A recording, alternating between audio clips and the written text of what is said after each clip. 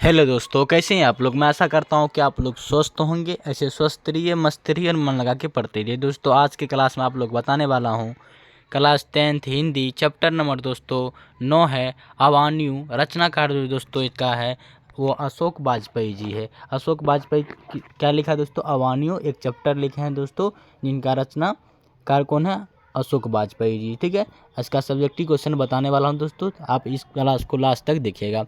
और शुरू करने से पहले दोस्तों, अगर हमारे चैनल पर आप नए आए हैं तो चैनल को सब्सक्राइब कर ले, और वीडियो अच्छी लगती है दोस्तों वीडियो को लाइक कर दे, अपने दोस्तों के पास ज़रूर से ज़रूर शेयर करें। चलिए शुरू करते हैं आज के क्लास को। इस क्लास को आपको लास्ट तक देखना है।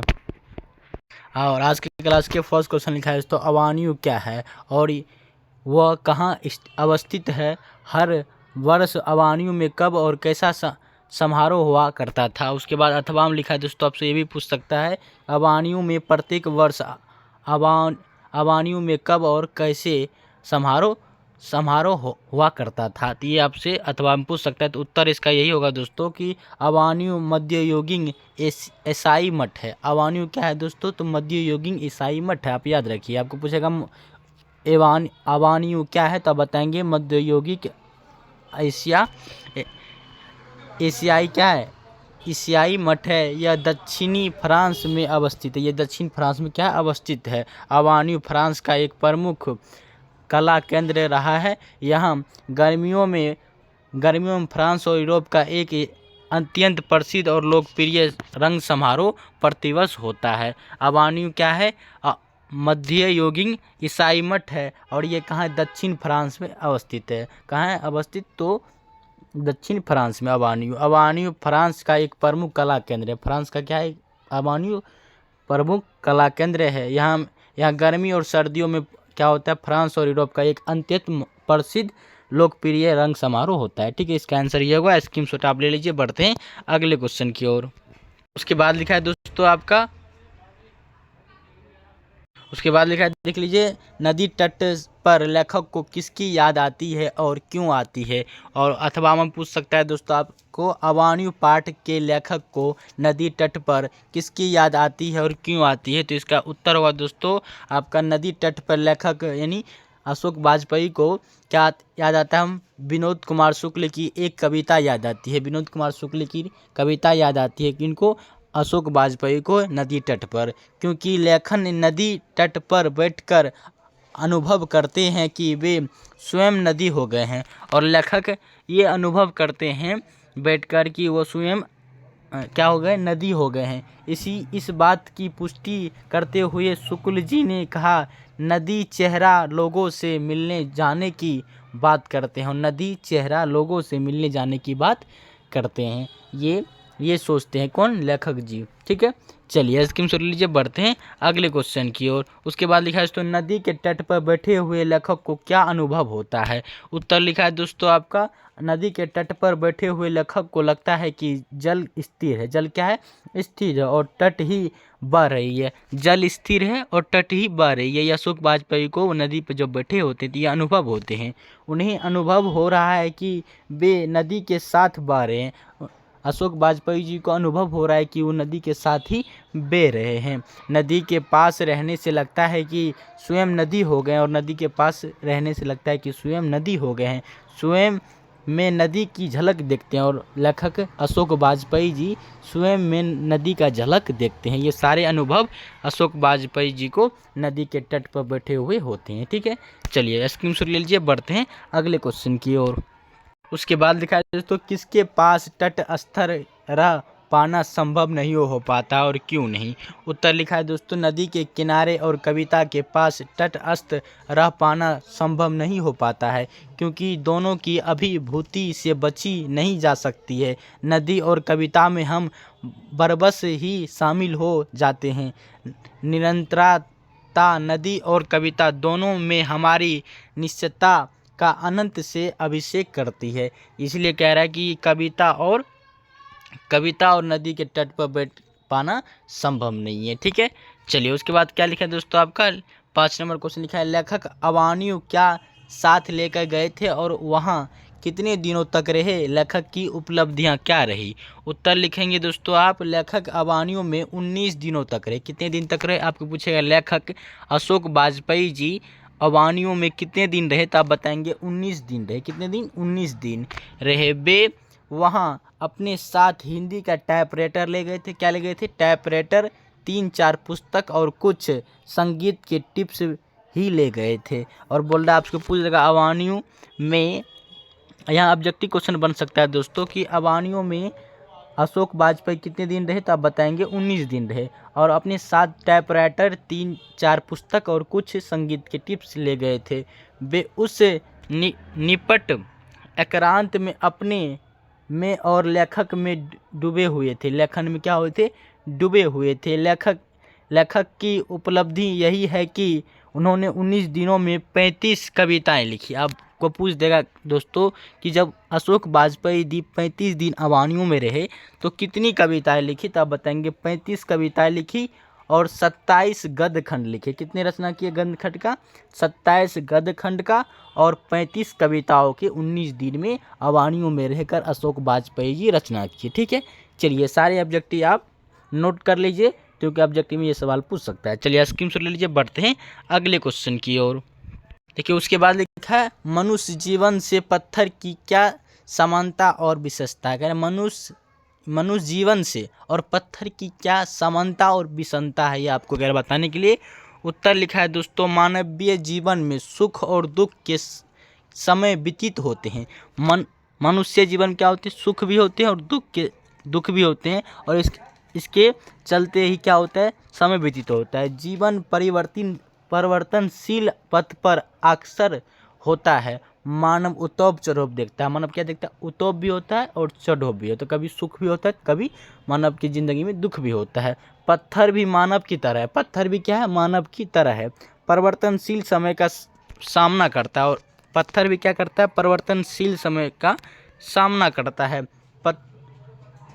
पत्थर भी शीत और ताप दोनों का आश्रय प्राप्त करता है। मानव अपनी प्राचीन गाथा को गाता है। पत्थर भी प्राचीनता को अपने में सहजे रखता है। मानव अपनी भावनाओं को प्रकट करता है और परंतु पत्थर मूक रहता है। और यह विषमता है कि कुछ समानता है और यह विषमता है कि मानव अपनी किसी भी दुख और सुख को क्या करते हैं, प्रकट कर देते हैं। मगर ये पत्थर क्या होते हैं, मूक रहते हैं, नहीं चुपचाप रहते हैं, वो बोल नहीं पाते, अपनी बातों को प्रकट नहीं कर पाते हैं।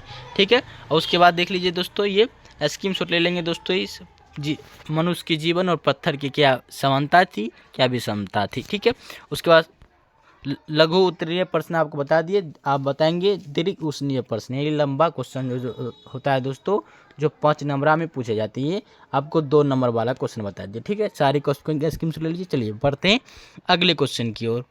देखिए उसके बाद आपको लिखा है दोस्तों, अवान्यू पाठ का सारांश लिखे। अवान्यू पाठ का कह रहा है पूरा सारांश लिखने के लिए, और अथवा में भी आपसे पूछ सकता है कि अवान्यू में लेखक ने क्या देखा और क्या पाया, वर्णन करें।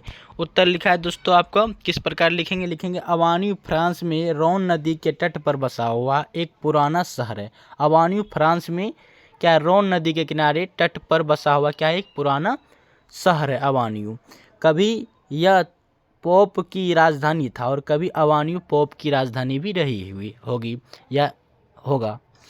आज यह गर्मियों में प्रतिवर्ष होने वाला रंग समूहों का केंद्र है। और आज ये क्या है, अवान्यू प्रतिवर्ष गर्मी के माह में होने वाला रंग समारोह केंद्र है।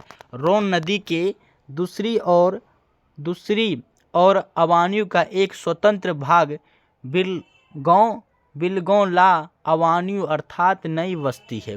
बोल रहा है उससे सटे, अवान्यू के सटे हुए ही एक गांव है, उसका नाम क्या है, बिलगों।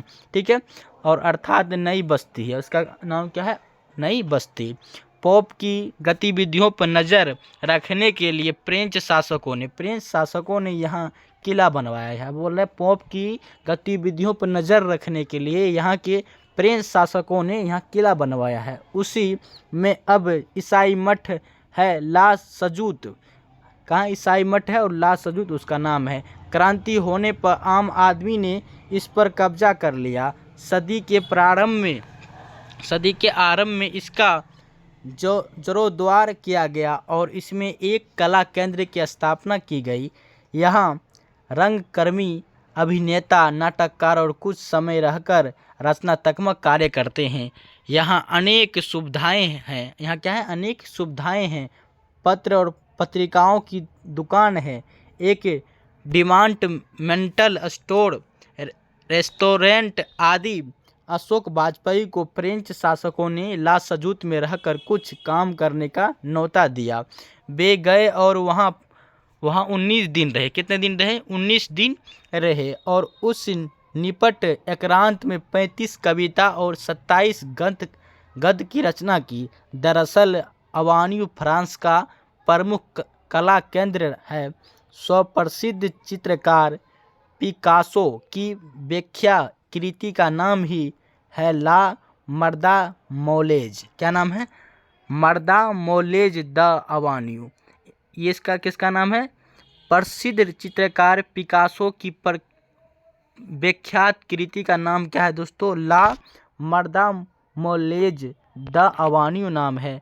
यही अर्थावर्ती, आनंदविर्तो, देनोसो और पाल एलुआर ने संयुक्त रूप से 30 कविताएं रची। इन कविताओं में वहाँ का एकांत, निवट, सुनसान रातें और दिन प्रतिबिंब है। यहाँ के रोन नदी के तट पर बैठना भी नदी के साथ बहना है। यहाँ के रोन नदी पर बैठना, लेखक कह रहे हैं कि नदी के साथ बहना है। नदी किसी की अनदेखी नहीं करती, सबको भिगोती है। और किसी की अनदेखी नदी नहीं करती, वो सबको भिगोती है, लेखक कह रहे हैं। नियंत्रता नदी और कविता दोनों में हमारी निश्चयता का अनंत से अभिषेक करती है। ये सब लेखक कह रहे हैं दोस्तों। लेखक क्या कहे कि ये सारे को स्क्रीनशॉट लीजिए ताकि एक बार नहीं तो बुक जरूर पढ़े। ठीक है, ये आपको सारांश बता दिए। चलिए बढ़ते हैं अगले क्वेश्चन की ओर। देखिए उसके बाद लिखा है दोस्तों आपका, लेखक अवान्यू किस सिलसिले में गए थे, वहाँ उन्होंने क्या क्या देखा और क्या क्या सुना, ये आपको अभी बताया दोस्तों, तो उसको भी आप सही से पढ़ ले। ठीक है, उसके बाद लिखा है ला सजूत क्या है और वहाँ क्या अवस्थित है, आजकल उसका क्या उपयोग होता है। उत्तर लिखा है दोस्तों आपका, लेखक को अवान्यू कला केंद्र में पीटक कुग द्वारा की जा रही महाभारत की प्रस्तुति में दर्शक की हैसियत से आमंत्रित किया गया था। पत्थरों की एक खदान में अवान्यू के कुछ किलोमीटर दूर पीटर कुर के विवादास्पद महाभारत का प्रस्तुतिकरण किया गया था। वह प्रस्तुति सच्चे अर्थों में भय और महाकाव्यात्मक थी। लेखक ने देखा कि गर्मियों में अवान्यू के अनेक चर्चा और पुरातन ऐतिहासिक महत्व के स्थान पर रंग स्थान पे बदल जाते हैं। ये सब चीज़ वहाँ देखा सुना, कौन? लेखक। ठीक है, उसके बाद लिखा है दोस्तों पॉइंट नंबर 2 में ला सजूत क्या, वो आपसे पूछा था क्वेश्चन, तो उसका आंसर है ला सजूत कथुसियन संप्रदाय का एक ईसाई मठ है। यह बिलगांव ला अवान्यू अर्थात अवान्यू का नया गांव में अवस्थित है, जो रोन नदी के दूसरी ओर है और लगभग स्वतंत्र है। आजकल इसका उपयोग एक कला केंद्र के रूप में होता है। यह केंद्र आजकल रंगमंच और लेखन से जुड़ा हुआ है। आजकल क्या है? ये रंगमंच और लेखन से ये जुड़ा हुआ है। यहाँ नाटककार, अभिनेता, गीत और संगीतकार, रंगकर्मी आदि आते हैं और पुराने ईसाई संतों के चर्वस्पर में रहकर रचनात्मक लेखन करते हैं। ये सारे इनका कार्य है। किनका? ला सजूत का। ठीक है, चलिए ये ला सजूत कहाँ है, तो ये ईसाई, ये ला सजूत क्या है कि कथुसियन संप्रदाय का एक ईसाई मठ है जो बिलगांव में है। बिलगांव क्या है दोस्तों? ये अवान्यू का एक नया गाँव है। ठीक है, चलिए बढ़ते हैं अगले क्वेश्चन की ओर। और देखिए क्या लिखा है, और विभिन्न क्वेश्चन लिखा है, नदी और कविता में लेखक का क्या समानता पाता है। कह रहे नदी और कविता में लेखक क्या समानता पाता है। उत्तर लिखा है दोस्तों आपका, जिस प्रकार नदी सर्दियों से हमारे साथ रहती है, जिस प्रकार नदी सदियों से हमारे पास रहती है, उसी प्रकार कविता भी मानव की जीवन संगनी रही। नदी में विभिन्न जगहों से जल आकर मिलते हैं। नदी में क्या होता है, विभिन्न जगह से जल आकर मिलते हैं और वहाँ प्रवाहित होकर सागर में सम्मिलित होते रहते हैं। हर दिन सागर में सम्मिलित होने के बावजूद उसमें जल का टोटा नहीं पड़ता। कविता में भी विभिन्न विडंबनाएं, शब्द, भागिमा, जीवन, छवियाँ और प्रतीतियाँ आकर मिलती है और तथाकार रहती है। जैसे नदी जल रिक्त नहीं होती, जैसे नदी क्या होती है, जल रिक्त नहीं होती, कभी नदी नहीं सूखती, वैसे ही कविता शब्द रिक्त नहीं होती और वैसे भी कविता कभी खाली नहीं होती। इस प्रकार नदी और कविता में लेखक अनेक समानता पाता है और इसी प्रकार जिस तरह आपको बताया है दोस्तों, उसी प्रकार लेखक और क्या पाता है, नदी और कविता में लेखक अनेक समानता पाती है। ठीक है, चलिए आपको कितने तक क्वेश्चन बताया दोस्तों, वो दोस्तों 1 से लेकर लघु उत्तरीय प्रश्न आपको 6 तक बताया, 1 से लेकर 6 तक वो बताया 2 नंबर वाला क्वेश्चन, और दोस्तों आपको 1 से लेकर 3 तक द्वि उत्तरीय प्रश्न बताया। मैं आशा करता हूँ कि सारी क्वेश्चन को आप समझेंगे दोस्तों। अगर नहीं समझे तो वीडियो को दोबारा देख लीजिएगा और सही से स्क्रीनशॉट लेकर कॉपी पर उतार के सही से लिखने का और सही से याद करने का प्रयास कीजिएगा। ठीक है, चलिए आज के लिए इतना ही, मिलते हैं अगले वीडियो के साथ, अगले सोच के साथ। तब तक के लिए जय हिंद दोस्तों, जय हिंद।